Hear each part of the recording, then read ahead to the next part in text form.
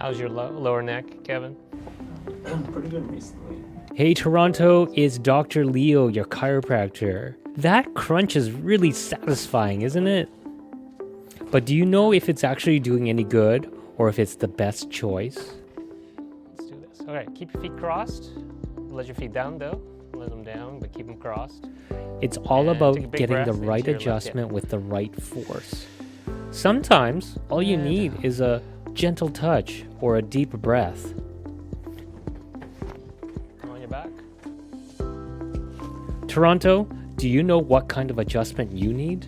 Come find out.